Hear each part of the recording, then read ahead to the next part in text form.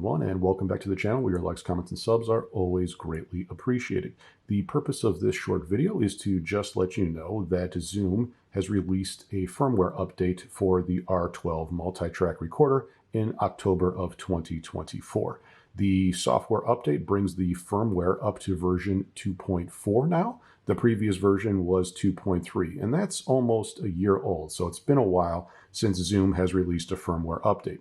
If you do not know how to update the firmware for the R12, I made a video about it. I'll link to that in the description below. It's a pretty straightforward process.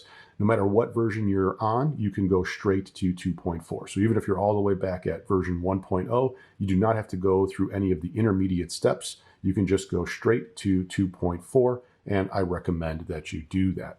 Now, the purpose of this firmware update is to fix a specific recording bug. I think it's a pretty rare bug that doesn't pop up that often, but it is a bug that when you're recording, if you set a marker somewhere on your timeline and then you choose to record from that marker, and so you record some sort of audio region, it's possible that after your recording is done, that new freshly recorded audio region may just randomly disappear. I haven't necessarily seen this specifically on the R12. I may have seen it on the larger R20, but that's been a pretty rare occurrence over the past couple years.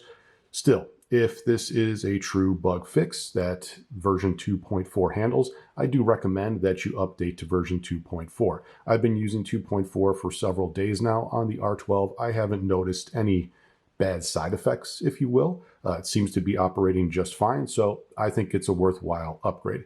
Unfortunately, there are no new features provided in this firmware update to 2.4. It would have been nice if they added some extra features with the markers, maybe a punch in, punch out setup with the markers, but unfortunately, none of that is there.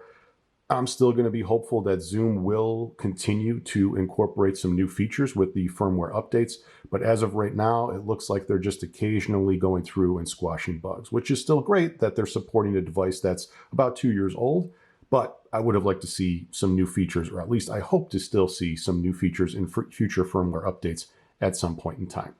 All right, that's all I wanted to cover in this short video. Thanks for watching, and I'll see you again next time. All right, goodbye.